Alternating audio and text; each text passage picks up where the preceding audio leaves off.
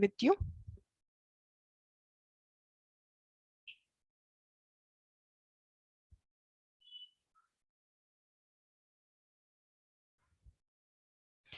Okay, so hello all, very good morning. Or jao guys, because oops never give you the time to sleep in the IT industry. But before that, let me just confirm ki whether I'm audible or not. Am I audible, guys? Just say yes or no. Yes. Thank you guys for confirming. So we are starting, we are good to go. And our oops first demo lecture. Let me give you the brief idea about that. If you do not learn or you will not learn in the oops, so skip the IT services, guys, because this is the first base of your IT services to learn the oops concept. And once you learn the oops concept, you will create your own logic to create any website, any development, anything. So you are the good in the developer, I can say that. If you want to become a BA tester developer, you should knowledge base knowledge of oops. अगर आप tester भी हो तो automation के लिए बहुत ज्यादा scope होता है, तो उसके लिए oops कंसेप्ट बहुत जरूरी हो जाते हैं. They will ask the question about the oops. आप डेवलपर हो तो oops तो भूलना ही नहीं अपने को, but logically not the theoretically. So wake up for to learn the oops. Now I'm saying what we will discuss today. The first point is the working of Java. जावा क्यों जरूरी है भाई? दूसरे भी तो प्रोग्रामिंग लैंग्वेजेस है, dot net है, जावा है, दूसरे और भी बहुत सारे है. जावा क्यों है? जावा के साथ दूसरे भी बहुत इंपॉर्टेंट होते हैं, डॉट नेट, उसको भी आप लर्न, मतलब डॉट नेट और जावा का अगर हम लोग देखे जाए तो बेस सेम ही है. उप्स अगर आप उप्स जावा में सीखते हो तो ठीक है, उप्स अगर आप डॉट नेट में सीखते हो तो भी ठीक है, क्योंकि अगर आपका वंस कंसेप्ट क्लियर हो जाएगा तो सेंटेंस स्ट्रक्चर डिफरेंस होता है लैंग्वेजेस का. तो that was the different case. तो वर्किंग ऑफ जावा हम लोग पहले सीख लेंगे. What is the object oriented, JDK क्या होता है, जेआरई क्या होता है, basic program structure, the naming convention, variables, data types and input output. ये चीजें क्या होती है, that we will learn today. That is the basic structure. अब हम लोग स्टार्ट करते हैं first of all working of जावा से. अब मेरे को बताओ गाइस कि तुम लोग इतना कोड लिखते हो, सेंटेंस लिख दिया मैंने, system dot out dot println hello Java लिख दिया, वो प्रिंट होके आता है तुम्हारे सामने. मतलब दैट्स नॉट अ मैजिक. किसी ने तो कुछ तो कोड करके लिखा है, कुछ तो लाइब्रेरीज, कुछ तो क्लासेस, कुछ तो मेथड, कुछ तो वेरिएबल्स, कुछ तो फंक्शन. आई नो ये आपके समझ में अभी नहीं आ रहे होंगे, अगर आ रहे तो ठीक है, but I will discuss those things as well with you. But समझ लो कुछ तो लिखे होंगे, तभी तो आप कुछ तो कोड करते हो, आपका आउटपुट लेके आता है. It's not a magic, I can say that. आपने लिखा सम ए इक्वल ए प्लस बी, अगर आप सी सीखे हो तो आपको समझ में आ जाएगा कि ए प्लस बी का बारे में मैं क्या बात कर रही हूँ. 2 + 4 कितना होता है? 6 होता है. आप कैलकुलेटर यूज करते हो, अभी फॉर एग्जांपल इंजीनियरिंग कैलकुलेटर की बात कर लेती हूँ मैं. आप 2 प्लस दबाते हो, 4 दबाते हो, इक्वल टू आपको आंसर मिल जाता है. ये क्या मैजिक है क्या? नहीं.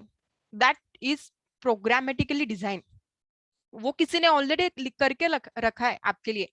या फिर आप ऑनलाइन कैलकुलेटर भी देखते हो ना, मतलब फॉर एग्जांपल मैं बात करती हूँ अभी, मैंने ऑनलाइन कैलकुलेटर ओपन कर लिया, मैं डाल रही हूँ उसमें 16/4, 12/4, आंसर मुझे मिल जाता है. तो ये पहले से ही लिखा हुआ है. तो ये कैसे वर्क होता है? आप लिखोगे सोर्स कोड. अब सोर्स कोड क्या होता है? मैंने लिख दिया लाइन प्रिंट एलन का, उसमें लिख दिया हेलो वर्ल्ड. अब भाई साहब, कंप्यूटर तो कोई ह्यूमन बीइंग है नहीं कि उसको लिख जाएगा कि हाँ इसने मेरे को प्रिंट का ऑर्डर दे दिया है, इसने मेरे को खाने का ऑर्डर दे दिया. आप लिख दोगे ईट का मेथड तो कंप्यूटर बोलेगा या इसने मेरे को ईट का ऑर्डर, खाना खा लेते हैं जल्दी से. It's not like that. पहले क्या होता है कि हम लोग जो अपना सोर्स कोड है वो कन्वर्ट करते हैं एक बाइट कोड में. अब if you learn in your school time को याद करो, क्या लर्न किया था मैंने? प्रोग्रामिंग. सच में बैठे थे क्या प्रोग्रामिंग के लेक्चर्स में? कुछ होते तो नहीं उसमें, मुझे पता है, मैं भी स्कूल जा चुकी हूँ. उसमें हम लोग जाते हैं मस्त अपने लैब में, अपना पत्ते जो रहते हैं उसका गेम खेलने बैठ जाते हैं, या फिर कुछ और गेम खेलने बैठ जाएंगे. यार वाई सिटी आ गया, जीटी वाई सिटी बहुत खेलेंगे. बट ये कभी कोई नहीं सोचता कि ये यूज कैसे होता है. तो कंप्यूटर जो होता है बंदे, वो हमेशा बाइट कोड को समझता है. अब बाइट कोड क्या मतलब? 100, 200, 300, ऐसा ऐसा होता है क्या? नहीं. 1 और 0 की भाषा बोलते हैं उसको, that is the byte code. अब हमारा जो सोर्स कोड होता है, who will convert that into the byte code? Compiler होता है। Compiler will convert source code into the byte code. ध्यान रखना, फर्स्ट पॉइंट, कंपाइलर कौन कन्वर्ट करता है? कंपाइलर। उसका मैं नाम भी बताऊंगी आगे कौन कन्वर्ट करता है, ध्यान से देखना ये लेक्चर पूरा। देन अब बाइट कोड आ गया। अब बाइट कोड तो मुझे समझता नहीं है, मैं ह्यूमन बीइंग हूँ, एक्सपेक्ट करती हूँ मैंने 2+4 दिया है तो 6 आना चाहिए। भले ही तुम कुछ भी करो अंदर जाके 1001 कुछ भी समझ जाता है तुमको, वैसे ले लो, बट मैं तो 6 एक्सपेक्ट करती हूँ मेरे स्क्रीन के ऊपर। once I have clicked 2+4, so that is the your compile code converted into your executor, that is your interpreter, I can say that, that will be converted, so you will get your output on the screen, that kind of working of Java। अब मैंने बताया था कि that's not a magic, इसके लिए किसी ने कुछ तो करके रखा है, कुछ तो क्लासेस लाइब्रेरी डिफाइन कर चुके हैं, कुछ तो टूल्स है। तो क्या टूल्स है वो सब? JDK, Java development kit. What is the full form of JDK? Java development kit. Freshers ध्यान रखना, इंटरव्यूअर पूछेगा जेडीके क्या होता है। जावा बोल दिया आपने कि मेरे को जावा आता है, सबसे पहले बोलेगा जेडीके जेआरई बताओ क्या होता है, बोलोगे जावा डेवलपमेंट किट। इससे भी उसका ये होने नहीं वाला, वो पूछेगा जेडीके मुझे पता चल गया, मुझे पता है फुल फॉर्म, मुझे बताओ उसका यूज क्या होता है। अब यूज मतलब आप बोल दोगे क्या, थ्योरेटिकली रटोगे, उसको बस बोलना है अपने को। एक लाइन बहुत इंपॉर्टेंट होती है जो मैंने हाईलाइटेड की होती है, it is the tool that contains the JVM और JRE, it is used for developing testing the program written in Java programming language and running on the Java platform. अब जेडीके क्या डॉटनेट के लिए use होगा भाई? नहीं use होगा ना। जेडीके लिखा है, जावा डेवलपमेंट किट लिखा है, तो डेवलपिंग एंड टेस्टिंग एप्लीकेशन किसमें, अगर आप मैं कोड लिखती हूँ जावा में, तो that time it will be useful for developing and testing, that is the simple case. अगर आपको कोई अच्छा रटा हुआ आंसर याद नहीं है तो आप उसको ऐसे एक्सप्लेन कर सकते हो, बिकॉज उसको आपका कंसेप्ट जानना है, what is the meaning of JDK. ध्यान में आया? What is the JDK? Java development kit किसके लिए यूजफुल होता है? For developing and testing the program written in Java. ध्यान रखना, developing and testing Java, 3 word, developing testing Java. JDK में क्या होता है? JVM and JRE. ठीक है, जेडीके में क्या बोला मैंने, क्या होता है? JVM and JRE. क्यों यूज होता है? Developing and testing application written in Java. अब जेडीके हो गया, जेआरई क्या होता है? मैंने बोल दिया कि जेडीके में 2 टूल्स यूज होते हैं, tools consist of tools JVM and JRE. अब जेआरई क्या? In simple terms, I'm saying if you want to run the Java program, you need a JR, Java runtime। इतना भी बोल दोगे आप इंटरव्यूअर को, या फिर लिख दोगे कहीं पे भी, तो या जो चेक करने वाला है पेपर, या फिर आप जो जिसको बता रहे हो, उसको वो समझ में आ जाएगा कि यस बंदे को है भाई कुछ तो नॉलेज है। ठीक है, फिर आता है JVM. JVM is an engine that provide the run time environment to drive the Java code. सोच छोड़ दो ये सब, कुछ पढ़ना नहीं है, हाईलाइटेड लाइन देखना। It converts the Java byte code into machine language. मैंने पहले आपको एक ये दिखाया था, याद है आपको? एक डायग्राम दिखाया था। उस डायग्राम में क्या किया था मैंने? अपने सोर्स कोड को कन्वर्ट किया था बाइट कोड में। अब बाइट कोड को मैं मशीन कोड में कन्वर्ट करूंगी, कौन कन्वर्ट करेगा? जेवीएम कन्वर्ट करेगा। अब हमको जावा का वर्किंग पता चल गया। Java is not a magic, मैं लिख रही हूँ 2+4=6, ये सब प्रोसेस कैसे होता है? सोर्स कोड मैंने लिख दिया, उसको बाइट कोड में कन्वर्ट करेगा कौन? कंपाइलर कन्वर्ट करेगा। अब बाइट कोड क्यों जरूरी है 10 के फॉर्मेट में? भाई क्योंकि कंप्यूटर वही समझता है, हम लोग का लैंग्वेज नहीं समझता, ह्यूमन नहीं है ना। अब मैं तो समझती नहीं हूँ, मैं तो ह्यूमन हूँ, मेरे को आंसर चाहिए 6, मैं 10 दूंगी तो क्या मेरे को कुछ समझ में नहीं आएगा उसका आंसर, तो उसको कन्वर्ट करना भी तो जरूरी है। For that we use the JVM. अब जेडीके हो गया, जेआरई हो गया, जेवीएम हो गया। ठीक है, ये कंसेप्ट थोड़ा क्लियर कर लेना। मतलब फर्स्ट लाइन जेडीके के बारे में बोलूंगी, developing and testing Java. JRE, if you want to run the Java program, JRE is important. JVM क्यों है? Java byte code into the machine language. That was the case. Just इसके बारे में इतना ही पढ़ना है अपने को, बहुत ज्यादा डिटेल में स्टडी मत करके बैठ जाना, क्योंकि थ्योरेटिकली जस्ट आपको पूछेंगे आपका कंसेप्ट क्लियर होने हैं कि नहीं।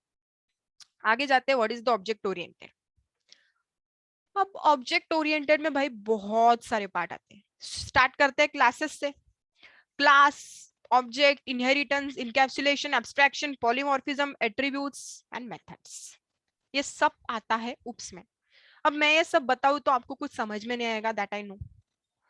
इसके रिलेटेड डिटेल स्टडी करनी पड़ती है कि भाई what is the class, what is the object, what is the inheritance, ये सब पिलर्स होते हैं। मैं फर्स्ट लेक्चर में आपको बता चुकी हूँ, that is the very important pillar, base है ये। If you learn this logically, not theoretically, conceptually, then you will win in the IT sector. Okay? So हम लोग धीरे धीरे इसका स्टडी करते जाएंगे, लेकिन अगर आपको कोई पूछता है कि ऑब्जेक्ट ओरिएंटेड क्या है तो आप ये सब बताओगे, लेकिन आप ये सब बता रहे हो तो इसका एक्सप्लेनेशन आपके साथ रेडी रहना चाहिए। हम लोग स्टार्ट करते हैं इसके साथ। क्या होते हैं ये चीजें? अब आपके स्क्रीन पे प्रोग्राम दिख रहा है जो मैं जावा में लिख चुकी हूँ, simple program, public class my first class. अब पब्लिक मैंने क्यों लिखा? इसके भी बहुत सारे एक्सेस मॉडिफायर होते हैं। मैं यहाँ पे पब्लिक लिख सकती हूँ, प्राइवेट लिख सकती हूँ, प्रोटेक्टेड लिख सकती हूँ, डिफॉल्ट लिख सकती हूँ, स्टैटिक लिख सकती हूँ।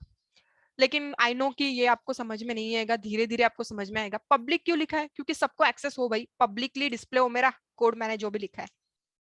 ऐसा होता है तब हम लोग पब्लिक लिखते हैं, नहीं तो प्राइवेट ऑप्शन होता है ना। अगर आप कोई वीडियो अपलोड करते हो आपकी यूट्यूब चैनल पे, तो वहाँ पे लिखा होता है पब्लिक या फिर प्राइवेट। एग्जाम्पल मतलब काइंड ऑफ वो समझ लो, बाद में हम लोग इसको डिटेल स्टडी करेंगे। तो पब्लिक और प्राइवेट का ये भी डिफरेंस बता रही हूँ मैं। Public means publicly display, private मतलब खुद के पास रखना, मेरा ये सब कुछ मैं किसी को दूंगा नहीं, that's called the private, confidential, I can say that. तो ये public class my first class क्या होगा? Entry point your application, I can say that. अब public static void main string AR जैसे लाइन लिखना बहुत जरूरी होता है, क्योंकि must contain the main method. अगर मेन मेथड नहीं होगा तो सब मेथड का क्या करेंगे? लाइन आता है system dot out dot print and display the output on your screen. अब सोचो जरा, अब सोचो, इमेजिन करो, मैंने कैलकुलेटर का एग्जांपल दिया था। क्यों दिया था कैलकुलेटर का एग्जांपल? अब कैलकुलेटर का एग्जांपल दे रही हूँ, for example I wanted to write a program in the Java. तो मुझे पता है कि आपके पास कुछ भी नॉलेज नहीं है जावा का, प्रोग्राम लिखना है बस मुझे। तो उसके लिए समझ लो, मतलब फॉर एग्जांपल अगर आप कोई रेसिपीज बनाते हो तो उसके लिए इंग्रेडिएंट्स की बहुत ज्यादा जरूरत होती है। अगर इंग्रेडिएंट्स ही नहीं है आपके पास तो आप क्या रेसिपी बनाओगे? तो उस तरीके से सोचना, जनरली सोचना, ऐसा मत समझना कि मुझे प्रोग्राम नहीं आता और मैं नहीं कर सकता। Logically I want you should be think from the logically concept. अब मैं बोल रही हूँ कि भाई मुझे सम वाला प्रोग्राम लिखना है, तो उसके लिए मुझे पहले क्या लगेगा? Guys, you can unmute yourself and you can answer. अब मैं सम वाला प्रोग्राम लिख रही हूँ दो नंबर्स का, तो सबसे पहले मुझे क्या लगेगा? Anyone have any question? Answer? Anyone want to give me answer? What is the required to give this sum? कोई नहीं, ठीक है, मुझे पता है कोई अनम्यूट नहीं करेगा यार, इतना कोई सोचता नहीं है। ठीक है, मैं ही बता देती हूँ। अब सम के लिए पहले तो नंबर होना जरूरी है ना? लॉजिक लिखोगे, नंबर चाहिए मेरे को, कौन से नंबर दोगे? अब नंबर दोगे तो काय का नंबर होगा? पॉइंट वाला नंबर दोगे क्या? मतलब ऐसा 20.35, या फिर बहुत बड़ा नंबर दोगे क्या? मतलब ऐसा 21, 38, 49, 55, 35 प्लस 44, 55, 66, इस काइंड ऑफ रेंज क्या दोगे उसकी? भैया रेंज दोगे क्या तुम? -127 से +128 तक कुछ इंटीजर, मत इंटीजर, जस्ट वन वर्ड, कोई दूसरा नंबर दोगे क्या? मतलब 2+4 या फिर 5+4, वो भी तो थिंक करना जरूरी है। अब वो सेव कहाँ पे होगा? मैं लिख दिया कि मुझे 5+2 चाहिए, नंबर्स हो गए डिसाइडेड कि मैं ये नंबर्स के बारे में लिखूंगा, प्लस करूंगा, इसका सम करूंगा, तो कहाँ पे स्टोर होगा ये नंबर? अब उसके लिए यूज होता है वेरिएबल्स। अब वेरिएबल क्या करता है? A container that stores A value. अब मैंने बोल दिया आपको कि फॉर एग्जाम्पल मैं ए और बी का एग्जाम्पल ले लियो कि A equal to 5, B equal to 6। अब कैसे पता चलेगा कि मेरा ए जो है उसमें 5 ही वैल्यू है, बी जो है उसमें 3 वैल्यू है? मैंने असाइन किया है वैल्यू, एक ए एक वेरिएबल दिया, उसको असाइन कर दिया। अब ए क्या हो गया मेरे लिए? कंटेनर हो गया, where you can store your values. That value can be change in the execution of program. अब मैंने स्टार्टिंग में दिया था आपको a इक्वल टू 5, अब मैंने प्रोग्राम लिख दिया कहीं पे और लिख दिया कि a इक्वल टू 5 लिख दिया, बाद में लिख दिया a का जो भी वैल्यू है मेरे को उसमें +3 और तू ऐड कर दे, तो मेरा ये वैल्यू एग्जीक्यूशन के टाइम में चेंज हो गया कि नहीं? ओके। थर्ड पॉइंट मैंने लिखा है कि फॉर एग्जांपल मैं दे रही हूँ इंट नंबर, नंबर अभी फॉर एग्जांपल मैंने आपको दिया था a का, इंट a इक्वल टू 4 या फिर इंट नंबर इक्वल टू 4, तो here int is the data type. अब सोचो मैंने आपको ये क्यों पूछा था कि आपको किस टाइप का नंबर चाहिए, या तो वो 2+4 चाहिए या फिर 25.60 चाहिए या फिर कोई बहुत बड़ा नंबर चाहिए that you want to add, क्यों चाहिए? मुझे अपना डेटा टाइप डिसाइड करना था। अब मैं डेटा टाइप किस बेसिस पे डिसाइड करूंगी मैं आपको आगे बताऊंगी, लेकिन इसमें इतना ध्यान रख लेना कि यहाँ पे इंट जो है वो डेटा टाइप है, नंबर जो है वो वेरिएबल नंबर नेम है। नंबर मतलब मैं इंट नंबर की बात कर रही हूँ, नंबर मतलब 4 नहीं। इंट ए एग्जांपल लेती हूँ, इंट ए इक्वल टू 4, अभी ए जो होता है वो वेरिएबल नेम होता है and 8 is the value that contains store. Okay, 8 यहाँ पे बाय मिस्टेक हो गया, 4 you can say that 4 is the value that contains the store. अब int data type number variable और अपना 4 क्या हो गया भैया, उसको वैल्यू असाइन कर दिया मैंने, वैल्यू असाइन, वैल्यू असाइन। अब तक क्या सीखा है मैंने, जावा वर्किंग कैसे होता है, जेडीके सिखा दिया, जेआरई सिखा दिया, जेवीएम सिखा दिया, उप्स में क्या क्या पार्ट्स आते हैं वो सिखा दिए, प्रोग्रामिंग स्ट्रक्चर बता दिया आपको क्या होता है, क्लास होते हैं, मेन मेथड होता है, उसमें आप अपने मेथड्स लिख सकते हो, फंक्शंस लिख सकते हो। अब मेथड फंक्शन के बारे में आपको आगे बताऊंगी मैं कैसे लिखा जाता है वो। अब हम लोग बात करते हैं वेरिएबल्स की, लॉजिकली कैसे होता है, सोच रहे थे हम लोग कि एडिशन कैसे करें प्रोग्राम्स का, तो वेरिएबल तो बहुत जरूरी हो जाता है उसमें, if you wanted to store the data and something kind of, उसके रूल्स भी होते हैं गाइस। अब मेरा जो वेरिएबल है must not begin with the digits, 1 नहीं आना चाहिए। मैं अपना इंट 1a नहीं दूंगी, मैं सिर्फ a दूंगी, a भी बहुत घटिया नाम है, उसका नंबर दूंगी, क्यों चाहिए मेरे को वो नंबर के लिए। दूसरा, name is the case sensitive. अब Harry and Harry are the different one, H मैंने स्मॉल लिखा है, डिफरेंट है वो। शुड नॉट बी कीवर्ड, अब कीवर्ड्स आते हैं इसमें, मैंने बोला था स्टैटिक, पब्लिक, प्राइवेट और वॉइड, ये सब कीवर्ड्स है वो नहीं आने चाहिए, कीवर्ड्स के बारे में बताऊंगी मैं। That is the demo lecture. अब पहले हम लोग जितना होता है उतना ही समझ लेंगे आज के पार्ट में, धीरे धीरे हम लोग आगे सीखेंगे कि कैसे होते, कीवर्ड्स क्या होते हैं, मेथड्स, फंक्शंस क्या क्या होते हैं। White spaces are not allowed, white spaces मतलब मैंने लिख दिया कि टेचटेक 1, 1 के बीच में व्हाइट स्पेस है, टेचटेक एक वर्ड है, 1 एक वर्ड है, उसके बीच में वर्ड एक व्हाइट स्पेस है, that should not allowed, it should be combined टेचटेक 1 can contain the alphabet, dollar characters and the digits if other conditions are met.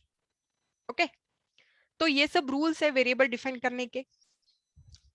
अब इसमें नेमिंग कन्वेंशन बहुत जरूरी होता है, मतलब कोई भी अगर आप प्रोग्राम लिखते हो तो उसमें अपना नेमिंग कन्वेंशन जरूरी होता है। अब फॉर एग्जांपल मैं क्लास लिखी हूँ, अब क्लास तो मैंने आपको प्रोग्राम का स्ट्रक्चर दिखाया था, मतलब क्लासेस क्या होते हैं, पब्लिक क्लास का जो भी नेम आपने दिया था एकदम ध्यान रखो, स्टार्टिंग का एक स्ट्रक्चर याद करो।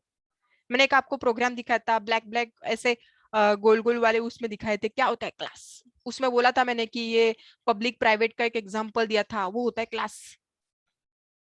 उसको कैसे लिखोगे, पास्कल लेटर में। अब पास्कल क्या होता है, एग्जांपल दिया मैं नीचे, माइस टेस्ट। पास्कल एक राइटिंग वे है, you can write, you can give the name of the class. अब मेरा क्लास का नेम मैं दे रही हूँ टेस्टिक, तो मेरा जो टी रहेगा टेस्ट का वो फर्स्ट कैपिटल रहेगा और टेक रहेगा उसका टी भी कैपिटल रहेगा। You can say that first and subsequent characters from the word are capital letter. That is the rule of first naming convention of the class. Class के लिए क्या लिखेंगे, पास्कल। पास्कल क्या होता है, फर्स्ट एंड सब्सिक्वेंट कैरेक्टर जो होता है वो कैपिटल होता है। मेरा नाम है टेस्टिक तो मैं लिखूंगी टीटी का कैपिटल। अंडरस्टूड, आगे बढ़ते हैं।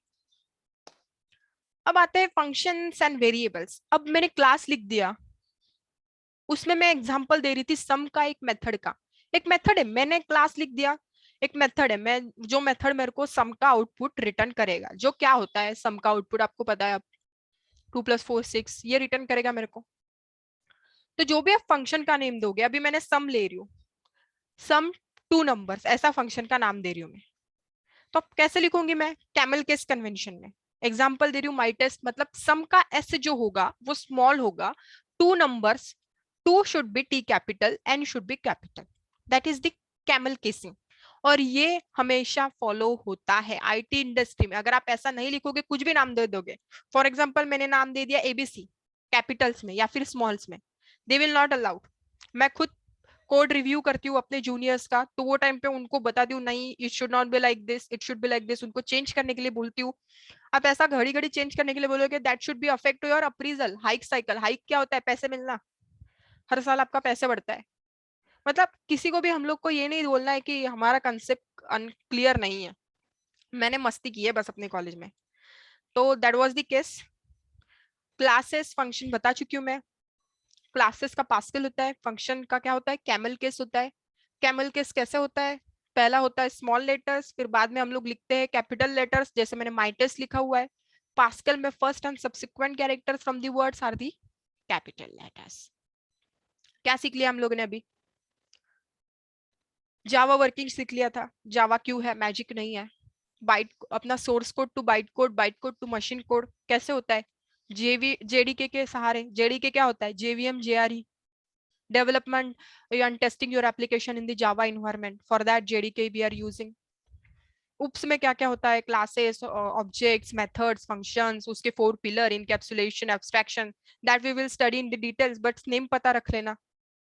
ये हो गया। उसका बहुत जरूरी होता है वेरिएबल्स। एक प्रोग्राम स्ट्रक्चर देख लिया हम लोगों ने। पब्लिक क्लास कैसे होता है? क्लास का नेम कैसे देंगे हम लोग? अगर क्लास के नेम में एक मेथड है सम वाला, तो उसका नेमिंग कन्वेंशन क्या होगा? क्लासेस का पास्कल होता है, फंक्शन का कैमल केसेस होता है। अगर कुछ भी मैं वेरिएबल्स दे रही हूँ, ए को असाइन कर रही हूँ 5, तो उसको मैं कैसे डिफाइन करूंगी? वेरिएबल्स कैसे दूंगी? डेटा टाइप क्या होगा? प्लेस होल्डर क्या होगा? है ना? तो इसीलिए हम लोग अभी स्टडी करेंगे प्रिमिटिव डेटा टाइप्स। अब प्रिमिटिव डेटा टाइप्स में न्यूमेरिक और नॉन न्यूमेरिक टाइप्स होते हैं, इसको हम लोग डिटेल में स्टडी करेंगे। ओके, अब सिर्फ हम लोग बात करेंगे इंटीजर की फिलहाल के लिए। फ्लोटिंग, कैरेक्टर, बुलियन भूल जाओ। न्यूमेरिक में integer, byte, short, int, long. मैंने स्टार्टिंग में आपको पूछा था आपको सम कौन से टाइप का करना है। अगर मैं सम बोलूं मुझे 2 to 4 करना है, तो दैट शुड बी इंटीजर। अब मैं क्यों फिक्सली बोल रही हूँ ये इंटीजर है? क्यों नहीं बोलती मैं ये शॉर्ट है? क्यों नहीं बोलती मैं ये फ्लोट नंबर है? क्यों नहीं बोलती मैं ये कैरेक्टर हूँ? क्यों नहीं बोलती मैं ये बुलियन हूँ? इंटीजर क्या होता है? इसका रेंजेस हम लोग देखेंगे।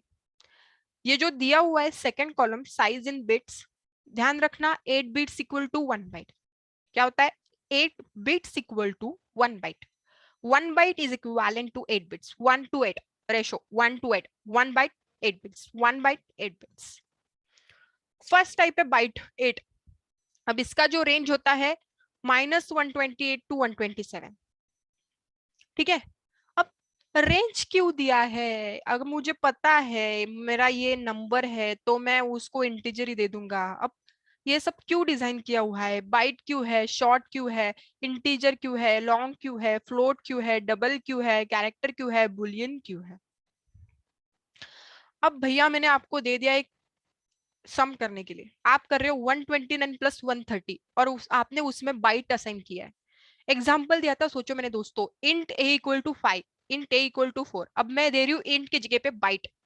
बाइट ए इक्वल टू 128, क्या वो लेगा? नहीं लेगा ना। क्यों लेगा? वो उसका रेंज ही -120 to 127 है।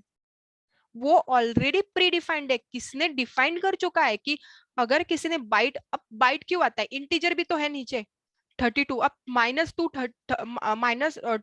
Race to 31 to -2 raise to 31 - 1, ये कैलकुलेट करके भेज देना आप। वो रेंज जो होता है वो इंटीजर क्या आता है? मैं इंटीजर क्यों ना दूं उसको, फिर बाइट ही क्यों दूं? एक कंसेप्ट आता है मेमोरी एलोकेशन। या फिर एक कॉमन एग्जांपल देती हूँ मैं। आप जब खाना खाने बैठते हो, तब उतना ही लेते हो क्यों जितना आपको जरूरत होती है, बहुत ज्यादा नहीं ले लेते। तो दैट्स द रीजन, मतलब अपने पास इस ये क्यों करते हैं हम लोग? मेमोरी एलोकेशन को रिजर्व करने के लिए, उसको सेव करने के लिए। तो जो भी वेरिएबल उसको जरूरी है वो हम लोग उसको दे देते हैं। मैंने बोल दिया शॉर्ट के लिए, मैंने दे दिया है कि शॉर्ट दे दिया है a इक्वल टू 32,768 दे दिया, माइनस नहीं बोल रही हूँ, प्लस बोल रही हूँ। क्या वो लेगा? नहीं लेगा, क्योंकि उसके आगे है वो रेंजेस डिफाइंड है। सो उसका रेंज देख लो एक बार। इंट क्या होता है? 32 बिट्स। 32 बिट्स माने क्या? 32 डिवाइड बाई 8 कर लो, आपको आंसर मिल जाएगा कितने बाइट्स का लेता है। उसका रेंज देख लेना आप। लॉन्ग होता है, फ्लोट होता है, डबल होता है, कैरेक्टर। कैरेक्टर क्या होते हैं? ABCEFG, upper case, lower case, बहुत सारे कैरेक्टर्स, और डॉलर होता है, सिंबल्स होते हैं, बुलियन। बुलियन सिंपल ट्रू और फॉल्स। डिजिटल्स में हम लोग सीखते हैं 0 1 एंड 0 कितना होता है? 0 0 और 0 0 1 और 1 1 1 एंड 0 0 1 और 1 0। बुलियन ट्रू और फॉल्स। तो गाइस समझ में आ गया मैं ये क्यों इतना डिजाइन कर रही थी आपके सामने सम का एग्जांपल। मुझे सम के लिए 2 नंबर चाहिए, 2 नंबर का मुझे आप रेंज बताओ। मैं क्लाइंट हूँ और आप मेरे स्टूडेंट्स हो, ठीक है। मैं बताती हूँ आपको कि मुझे एक एडिशन करके दो। क्या अभी फॉर एग्जांपल हम लोग ने बाइट का सीखा है, उसका रेंज ठीक है। बाइट का रेंज क्या होता है? -128 टू 127। शॉर्ट का देख लिया हम लोगों ने, इंट का देख लिया। मैं कुछ नंबर आपको बताती हूँ, तो वो आपको नंबर्स को आपको डेटा टाइप देना जरूरी है। ये जो byte and short int long है ना, वो डेटा टाइप है। जो भी आप दोगे वो प्लेस होल्डर्स होगा, तो उसमें तो आपको वो देना बहुत जरूरी हो जाता है। इसके बिना आप प्रोग्राम नहीं लिख सकते। प्लेस होल्डर भी चाहिए, वेरिएबल का नेम भी चाहिए, और वो भी रूल्स के हिसाब से चाहिए। वेरिएबल्स होगा तो उसके रूल्स क्या होंगे, क्लास होगा तो उसके रूल्स क्या होंगे, मेथड्स होगा तो उसके रूल्स क्या होंगे, उसके हिसाब से मेरे को अपना प्रोग्राम डिजाइन करना है। पहले तो अल्गो डिजाइन करना है। अब अल्गो में क्या होता है? अल्गो तो आप पता ही होगा, सी में अगर नहीं हो तो मैं कोई नहीं, मैं वो भी कंसेप्ट आपके क्लियर कर लूंगी। अल्गो क्या? सम चाहिए। मैंने इंग्रेडिएंट्स पूछे थे आपको पहले कि कोई मुझे बताएगा बेसिक आइडिया कि इंग्रेडिएंट्स क्या होते हैं। तो इंग्रेडिएंट्स में हम लोग पहले, उसके लिए हम लोग को नंबर चाहिए, फिर उसका डेटा टाइप चाहिए, फिर उसके क्या और चीजें चाहिए, है ना। तो हम लोग वो सब भी करेंगे। अब बाद में हम लोग सीखते हैं इनपुट एंड आउटपुट। अब मैं कुछ तो इनपुट दूंगी प्रोग्राम को और वो मुझे आउटपुट देगा। इनपुट क्या दिया मैंने? 4 and 2। प्रोग्राम ने उसको एग्जीक्यूट किया। उसने लिखा था int a equal to 4, int b equal to, उसके बाद में 3, और उसने क्या लिख किया बाद में? उसने एक और वेरिएबल ले लिया, int C equal to A plus B, और सी को मैंने प्रिंट कर दिया, और सी का आउटपुट मुझे मिल गया जो कि 7 था। 4 + 3 7। जो मैं इनपुट दे रही हूँ that should be variable, data type and उसके रूल्स, और जो आउटपुट आ रहे हैं उसके लिए भी मैं प्रोग्राम लिखूंगी जो लॉजिक मैंने लगाया था in C equal to A plus B. That is the input and output, I can say that. अब ये सब आज के लेक्चर्स में हम लोगों ने सीखा था, लेकिन उससे भी पहले मैं आपको एक चीज बताना चाहती हूँ। What is the logic? ये बहुत जरूरी होता है, लॉजिक क्या होता है। अब एक एग्जाम्पल के तौर पे मैंने सम बोला था, अब मैं लिखूंगी पब्लिक। मैंने आज आपको एग्जांपल दिया था, पब्लिक क्या होता है? Publicly display. प्राइवेट क्या होता है? मेरे लिए खुद का डिजाइन है, ये कोई हाथ नहीं लगाएगा उसको, that is the private. Publicly मेरा सब यूज करे, इसलिए मैं पब्लिक यूज करूंगी। अब मेरा सम का एग्जांपल था, तो मेरे इनपुट्स क्या होंगे? Guys can you tell me what is the inputs for the my logic of sum of two numbers? Anyone? Number one and number two. Good, number 1 and number 2। Up, anyone can tell me if I wanted to give, if I wanted to plus those two number, what will be the data type? Ranges में Int. बता चुकी हूँ, ठीक है। Int भी, अगर मेरे को मेमोरी सेव करना है तो मैं क्या दूंगी? If I wanted to save my memory, what I will give you data type? %d. No guys, no, you are talking about the C language. I told you this one is very important. Byte देख लो ना, type है। Range क्या है? -128 to 127, है ना। तो मैं दे सकती हूँ क्या बाइट? मुझे जस्ट बताओ। Yes, ma'am. Yes, Yes, ma'am. ये 17 एंड 45 ये जो नंबर है मेरा इस रेंज के अंदर आता है क्या? -128 टू 127 आता है भाई मेरा ये नंबर, आ जाता है, आई कैन गिव। लेकिन आप दोगे तो इसका जो प्लस आएगा उसके बारे में भी सोचना सोचना सोचना, क्योंकि सोच के अपने को लॉजिक आता है ना। अब मैं 17 + 45 बोल रही हूँ, तो इसका जो भी नंबर आएगा क्या वो मेरे इस रेंज में बैठेगा? मैंने दे दिया भाई, ठीक है, मैं इंट दे रही हूँ, डेटा टाइप है, ठीक है। मेमोरी एलोकेशन के लिए हम लोग बाइट सोच लेंगे, इंट भी दे सकते हो कोई नहीं, बट आपका मेमोरी वेस्टेज, क्योंकि मैंने एग्जांपल दिया था, खाना बहुत ज्यादा हो जाएगा थाली में, ठीक है। और ये परसेंट भी अभी भूल जाना, क्योंकि सी इतना यूज नहीं होता। हम लोग क्या करेंगे, हम लोग जावा सीख रहे guys, object oriented, C is not object oriented. C को इतना मतलब बहुत ज्यादा हेविली मत स्टडी कर लेना, हम लोग को हेविली स्टडी करना है उप्स को, क्योंकि आईटी में अभी ये यूज होता है, उप्स का कंसेप्ट, जावा यूज होता है या फिर डॉटनेट यूज होता है मोस्ट ऑफ द केसेस में। मैंने बाइट दे दिया। अब मेरे स्टूडेंट्स ने मेरे को बताया था कि नम1 दूंगी, लेकिन नम1 जो है, अब मैंने अभी फॉर एग्जांपल हम लोग क्लासेस से स्टार्ट करते हैं। अब क्लास का नाम क्या है दूरे में, मैंने नेमिंग कन्वेंशन आपको बताया था, क्लासेस का क्या होता है जरा मुझे बताएगा कोई? क्लासेस के नेमिंग कन्वेंशन के लिए हम लोग कैमल केसिंग यूज करते हैं या Pascal? Anyone tell me guys? Pascal. Good good. First and second subsequent character it should be in capital letter. अब मैं सम दे रही हूँ, sum of two numbers, sum of two numbers, sum of two numbers दे दिया मैंने। अब मेरा भाई मेथड है, फंक्शन है, कैसे दूंगी उसका नाम में? क्या होता है? कैमल केसिंग होता है ना? कैमल केसिंग होता है। तो कैमल केसिंग में क्या बोला था रे मैंने, ध्यान में है क्या किसी का? एनीवन? फर्स्ट लेटर स्मॉल होता है, एंड बाकी में बाकी के कैपिटल्स होते कैपिटल। पास्कल। हैं, राइट। पहले क्या होगा, मैंने दे रही हूँ सम टू नंबर, डिफरेंस पता चल गया क्लासेस और मेथड्स का। अब भाई मेरे को प्लेस होल्डर भी तो चाहिए, लॉजिक डिफाइन कर रहे हैं हम लोग, प्रोग्राम नहीं लिख रहे अभी तक, लॉजिक अलगो लिख रहे हैं इसका। कैसे करेंगे, स्टार्ट कैसे करेंगे?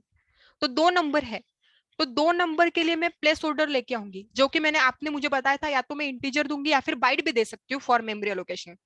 अब मैं एग्जांपल लेती हूँ, बाइट का दे रही हूँ मैं, और मुझे बताएगा कोई 8 बिट्स इक्वल टू कितने बाइट होते हैं? 1 byte. Right right, good good. So 1 byte is equal to 8 bits. तो मेरे पास है दोस्तों इतना सारा चीजें, तो बाइट दे दिया मैंने। बाइट क्या कर रही हूँ मैं, नंबर दे रही हूँ इक्वल टू, अब क्या असाइन करूँ मैं, असाइन करूँ फॉर एग्जांपल 4, ठीक है। 4 इज माई व्हाट इज 4, मेरा क्या रहेगा, इनपुट रहेगा। मैं दो इनपुट दूंगी सम को, क्या दूंगी, दो नंबर दूंगी। अब सेकंड में दे रही हूँ बाइट, फिर से num2 इक्वल टू 3 दे दिया मैंने, 5 दे दिया, चलो। तो मेरे पास क्या हो गया, मेरा क्लास हो गया जिसका मैंने पास्कल डिजाइन किया है, मेथड हो गया जिसका मैंने कैमल केसिंग नेमिंग कन्वेंशन दिया है, मेरा डेटा टाइप हो गया, मेरे वेरिएबल्स हो गए जिसको मैं वैल्यू असाइन कर चुकी हूँ, और मुझे रेंजेस भी पता है, मुझे बिट्स और बाइट्स का डिफरेंस भी पता है क्या होता है। अब आते हैं लॉजिक। लॉजिक बहुत सिंपल है, कैसे करते हो आप? सम करना हो तो कैसे करोगे, क्या करोगे, num1 + num2। अब मैंने कर लिया num1 + num2। अब भाई मेरा num1 + num2 तो हो गया, प्रोग्राम में हो गया, प्रोग्राम में उसका कैलकुलेशन हो गया, लेकिन मुझे आउटपुट भी तो चाहिए। ये कौन करता है, पहले तो मैंने उनको इनपुट दे दिए, फिर उसके बाद क्या होगा, मेरा ये सोर्स कोड था दोस्तों ये सारा, अब उसको बाइट कोड में कोई तो कन्वर्ट करेगा, कौन कन्वर्ट करता है, कंपाइलर। बाइट कोड मतलब वो 10 वाला लैंग्वेज, और उसके बाद वो कन्वर्ट करता है मशीन कोड में, जो अपने को आउटपुट चाहिए, कौन का परफॉर्म करता है। तीन चीजें बोली थी मैंने, जेडीके, जेवीएम, जेआरई, जो भी जावा में लिख रहे हो, जेडीके बहुत इंपॉर्टेंट होता है उस चीजों के लिए।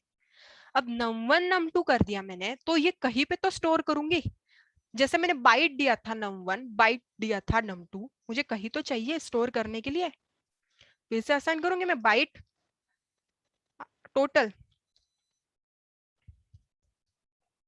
Equal to num1 + num2। अब मेरा जो num1 प्लस num2 है कहाँ गया, टोटल में। अब मुझे पता है कि मेरा 9 होता है कैलकुलेटर, तो 9 is the range in the byte, -128 के 127 के अंदर आता है वो। अगर आपको रिस्क नहीं लेना है तो आप इंटीजर दे सकते हो, या फिर वो फ्लोट डबल दिया ही है हम लोगों ने, वो भी ले सकते हो। रेंजेस डिफाइन कर लेना, समझ लेना लॉजिक डिफाइन करने से पहले। अब मेरा बाइट का आंसर आ गया, अब मैं प्रिंट करने बैठ जाऊंगी टोटल को। समझा? अभी आपने क्या किया, ये अल्गो लिखा। That is the building of your logic guys. मतलब आप क्या कर रहे हो कि एक कोई भी एक रियल लाइफ सिनारियो ले रहे हो। फॉर एग्जाम्पल हम लोगों ने अभी सम का लिया था, उसको हम लोग रूल्स के हिसाब से लिख रहे हैं।